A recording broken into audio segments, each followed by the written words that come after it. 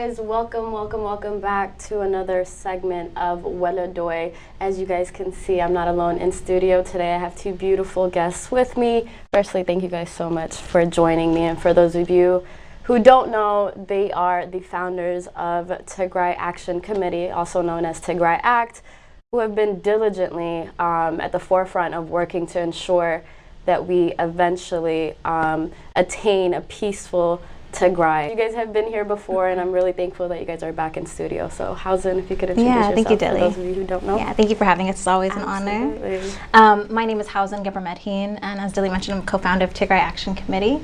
Our organization has been up and running now for about a year and a half. January 2021 is when we started, with the goal of really helping to end the genocide by any means possible, and to really make the world know what's happening in Tigray. So, thanks for having us back. Thank you so much for joining me, Ma'abel. How are you? Have you been? Introduce yourself. I've been okay. I think the same as everybody else. It is a pleasure to be back. I love TMH. I love Dilly. I love you. This is my favorite show on TMH. But it is an honor and a pleasure to be back. I'm Ma'abel Gebremedhin. I'm Hausen's older sister, obviously. And I'm just very, very happy to be here. As you mentioned, it has been up and running for about a year and a half now. From our last conversation here on this show, how has Tigrai Action Committee progressed in the meantime? Yeah, last time we came, I think it was maybe a while ago. It was in the winter last year. Yeah, and so since then, really our goal has been the same: making sure the world knows what's happening, taking action to do anything we can to help stop the genocide. Since we last came, our biggest really initiatives have been around getting the U.S. government to do more to help end the genocide.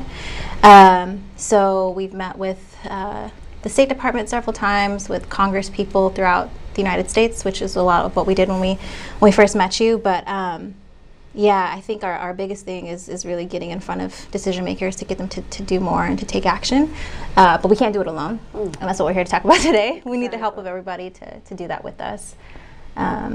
Anything I missed, Mabel? Yeah, I mean, Tigrai Act has been doing a lot. We've been doing a lot on the legislative side and the federal side. We, as Hausen mentioned, constantly meet with legislators and State Department, White House. But we also are doing a lot of humanitarian work. We have done a lot of work on the ground. We have been able to provide food, basic necessities for anyone we can in Tigray directly on the ground. And so that is something that has grown immensely since the last time we met. I think maybe it's been about 6 months or so since the last time we were here. Yeah, and within those 6 months, we have done a lot of humanitarian aid work. And so we're not only here to speak about just our legislative stuff, we're also asking for donations because we want to continue to be able to save our people. And so we're here for that too. Absolutely. In regards to the humanitarian side, I know you guys are definitely at the forefront of the action forward part and asking our state legislators and just the international community as whole to be more involved as opposed to just merely speaking about the conflict. What's the feedback on the humanitarian side of it, being like, is it accessible to actually reach the people that are in need?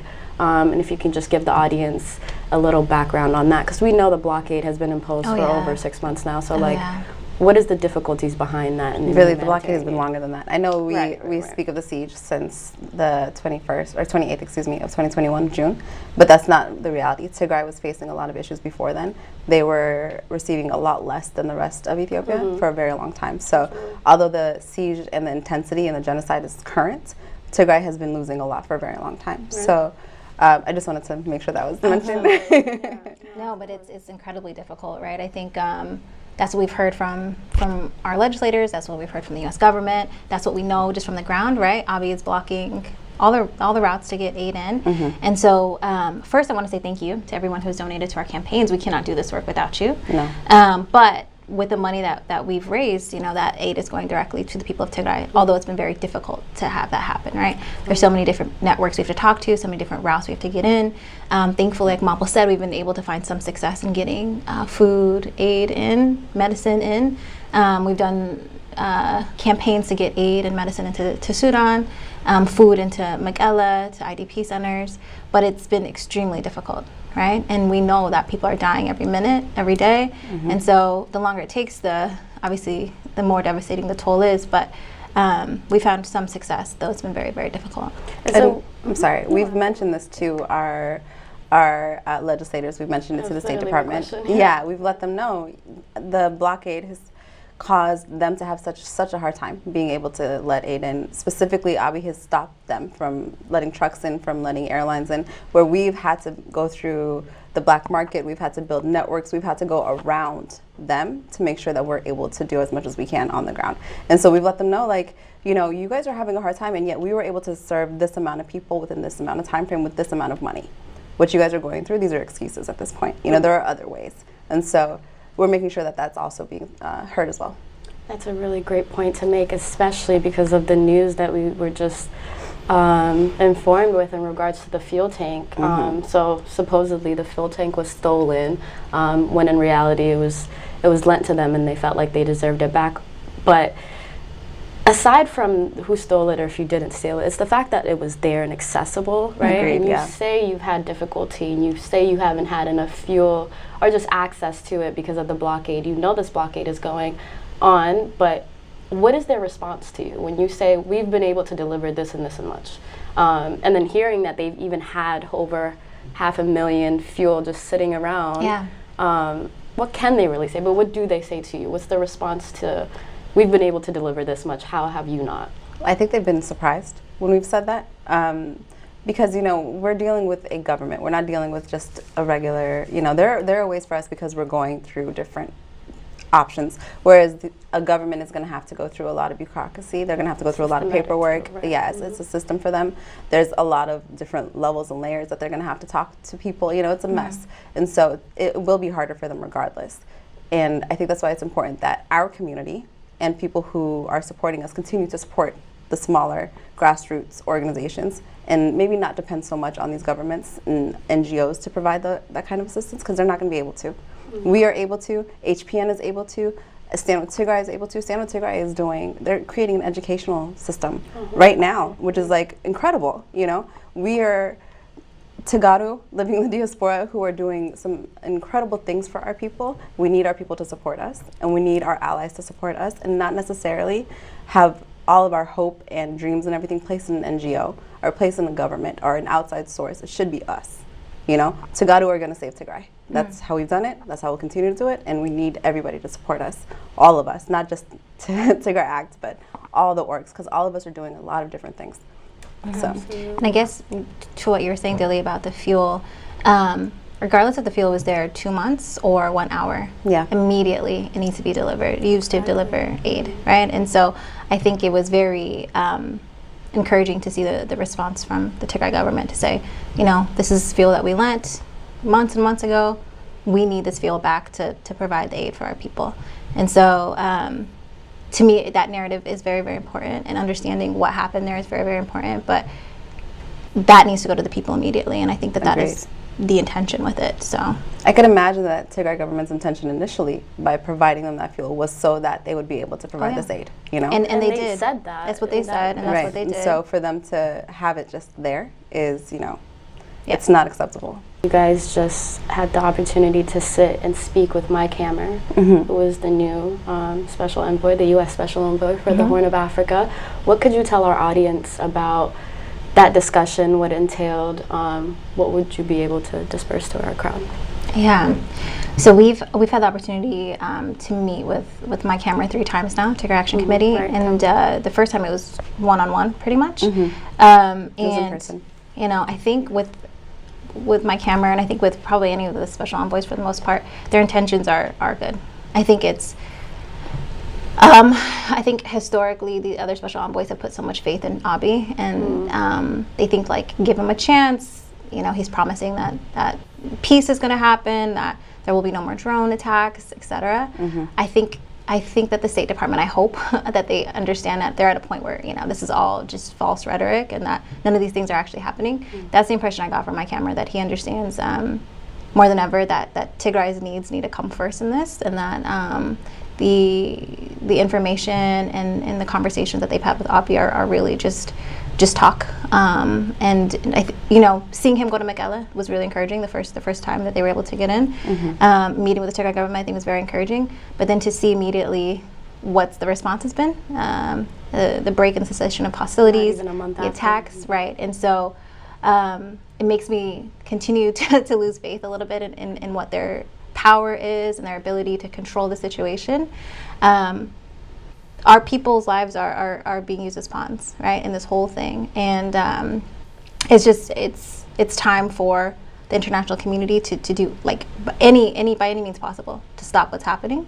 I hope we're at a point where the new special envoy will do that. But history will tell you that that's not the case. But I think we're hopeful that this will change. Yeah. Every time we've met with him, we've made sure that he's aware of how Tigray is being affected and how Tagaru feel in the diaspora and not. The last time we met, it was a smaller group of people. The first time we met was one-on-one. It was very, very, very, like maybe 4 of us.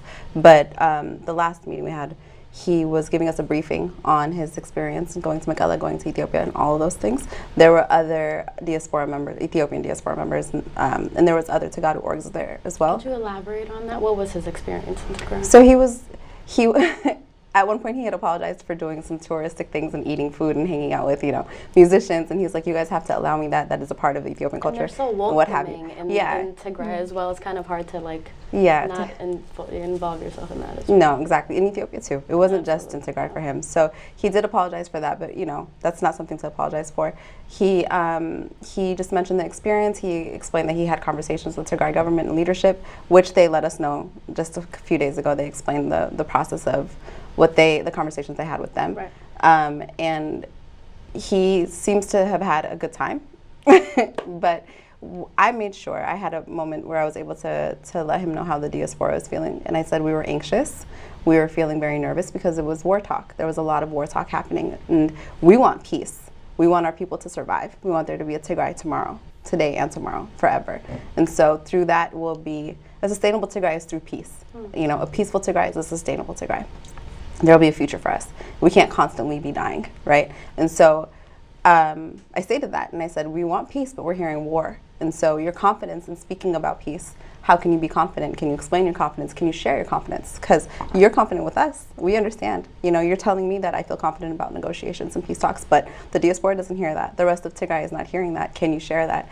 And so for us to be, about 2 weeks out from that meeting here today, and our people are being bombed, our children are dying today. Today we hear about what's happening in Mekelle. This is outrageous, and it's unacceptable. So we're going to continue meeting with him. We're going to continue meeting with the State Department, making sure that Tigray's voice is heard. We are not voiceless. Our people are not voiceless. We are speaking up for them. Absolutely. I feel like that's a great transition to just speak about how for several months now we've been hopeful, but very cautious in regards to these peace talks that, quote-unquote peace talks that have been held. But in our gut, we knew it was a stall tactic, right? We tried to not acknowledge it just in the hopes of positive attitude or whatever it may be. But on the 24th, it was proven to have been stall tactics when they just started a full-fledged offensive again.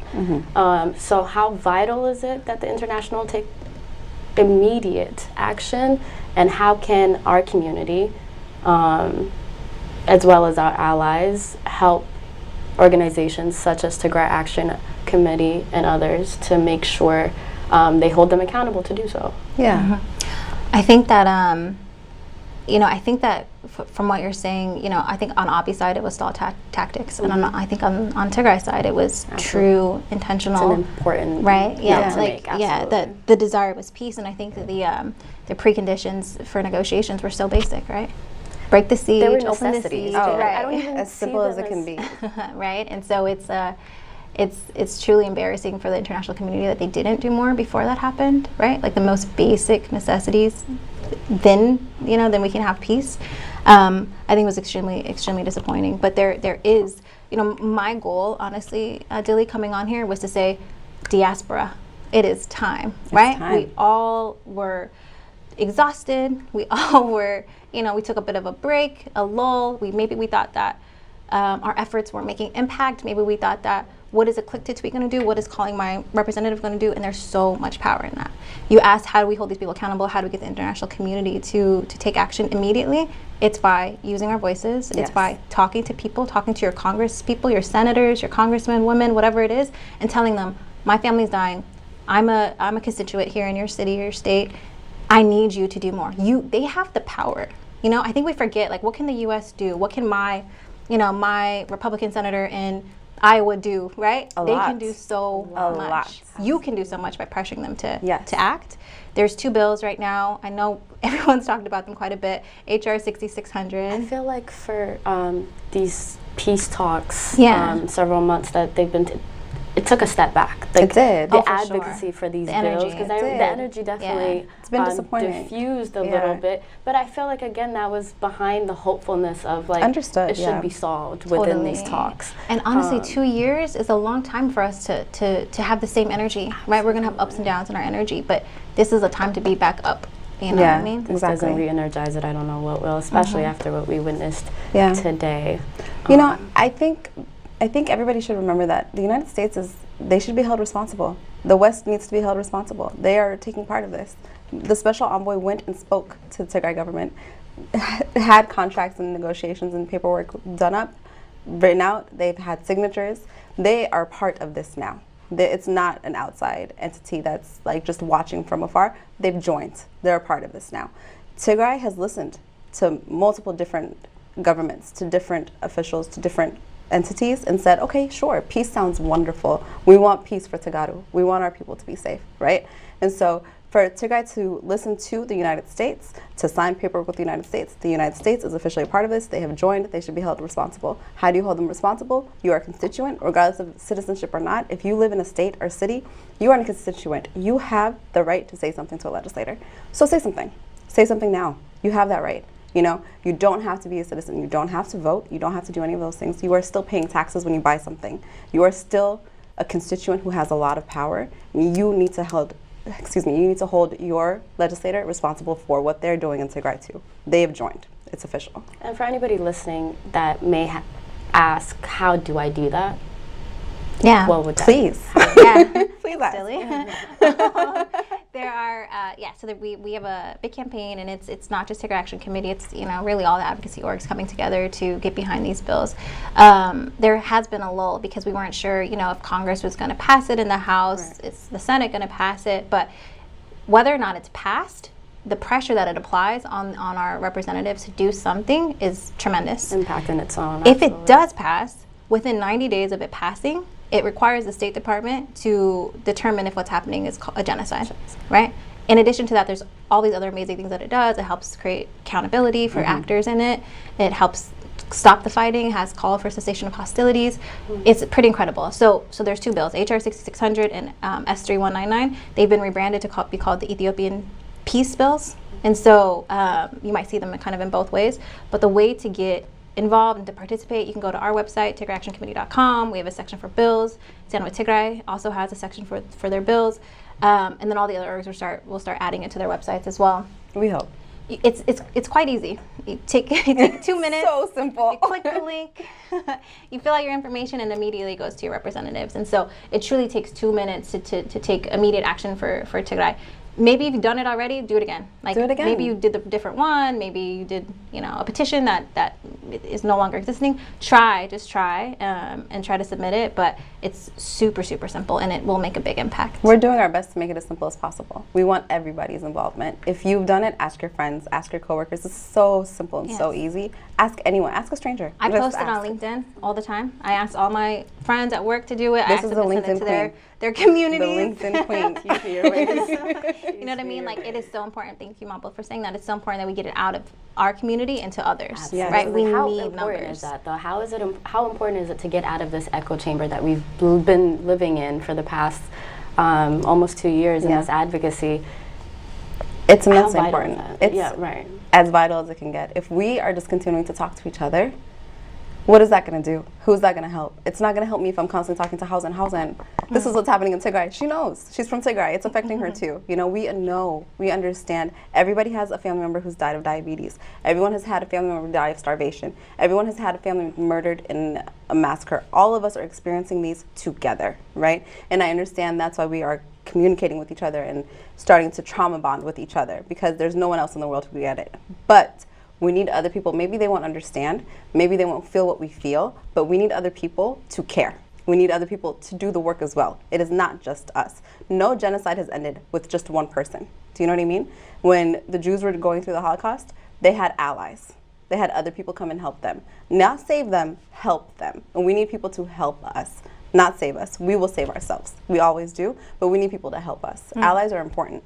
Solidarity is important. The reason that it's been rebranded to the Ethiopian Peace Bill or Ethiopia Peace Bill is because Abiy is at war with the entire Ethiopia. Oromia is having issues. Somalia is constantly being hit. Tigray. And so Ethiopia Peace Bill. And that's okay that it says that. I know it hurts to hear Ethiopia. It hurts to talk about other regions. But if we have friends, we have solidarity, we have other people who are not Tagaru, that means Ethiopian, that means Oromo, that means Somali, that means Afar, anybody else assign on these bills, care about these bills, that makes it easier for Tigray. We have to think about it that way. We cannot eat alone. We cannot be alone. We need other people to care just enough to do some work so that we can survive. And the North and Tigray alone can't stabilize an entire Horn of Africa. Yes, this is an entire Horn issue. Exactly. Yeah. And it's bled through to other countries within that area as well. Before we wrap up, if you guys have any final messages for the international community that may be tuned in, but most importantly, our people back home that are for sure listening to this. Start with you, Hasan. Oh, I was hoping you'd start with Mom. Yeah, I'm so glad it's not me. Yeah, you know, I feel like the message for the international community versus our people are so different. You know, to the absolutely. Yeah, to the and international. they come from different parts of our Exactly. from our heart. So. Right. Yeah, I think for you know, just kind of the average person within the international community, it would be to join us. We, like Mabel said, we need your allyship. I think a lot of people, like when I see things happening in Syria and other parts of the world, I wonder what can I really do? What impact can I really have? And I don't take the time to take additional steps that I probably should as a human in this world. But I would I would not act through my action. You know, I would ask you to please join us. We need you. It will make a difference. It will.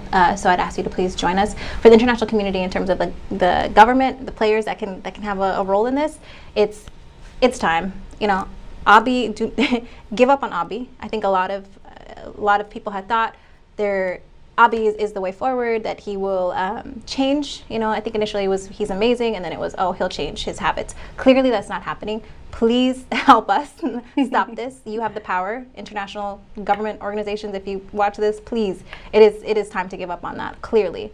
To our community, I think to the diaspora specifically, feel your feelings. I know it's really difficult to say jump in and do things when you're sad, and I understand that. I woke up this morning feeling very disheartened and emotionally pretty numb, and then I was like, I have power. Don't forget, I have power in this, and I can do something, and I would encourage you to do the same. All of us have the same power, regardless of how many Twitter followers you have, regardless of what you think your influence is. You have so much power. Use it in your circles, use it to join these campaigns, use it to tell the world about what's happening. Tigray is depending on you, me, us, all of us. So please take some action and join us. Okay, so for the international community, it is time to give up on Abiy, but it's also time to give up on Isaias. He is toxic, and he will take down all of us if you allow it, and it's time to stop allowing it. To our allies and people who are with us, we thank you, and we need more of you. And tell all of your friends, because we need more. We don't have enough. Tigray doesn't have enough friends. We need more and more and more and more. We can never have enough friends. To our people back home, I'm so proud of you. You guys are amazing. You make me want to be the best I can be. You guys are superheroes. Like, there's no one like Tagaru. You guys are absolutely amazing. I'm so proud. I'm so grateful. I love you. Hi, Dad. Hi, entire family. I hope you guys are watching. God willing, you are. And then to the diaspora, it's time to get back up. Wake up. Wake up. It's time to go. Dilly, can I say one more thing to people back home? Absolutely, please do. I would just say we haven't given up on you. Never. Like, we're here, we're fighting. You're not alone. We'll continue to use our voice in any way we can. We understand we have a different privilege, and that it's our responsibility to use it. But you're not forgotten. Never. Ever. So stay fighting. We got this. Tigray to Sa'ir. Tigray to Sa'ir. More. more to be said, and what a beautiful way to end it. Again, thank you guys so much Thank for you, joining me in the Zoe. studio. We It's love a pleasure. you. Love you guys beyond belief. And for all of you tuned in, as if there's anything to take away from this conversation, is how necessary it is to take action immediately and hold those people accountable. And the only way we can do it is with everybody united. And so visit Tigray Action Committee and all of the other organizations that are helping facilitate to make sure these bills are heard and, God willing, passed. And so again, tigrayactioncommittee.com, and then, you know, the steps are there for you, and it's easiest. Hausen said 2 minutes. It literally takes 2 minutes out of your day, and you can even take that extra 3 minutes and make it a 5 to pass it on to the person right next to you. Oh, that's right. That's yes. So on that note, thank you guys for tuning in. Have a great time.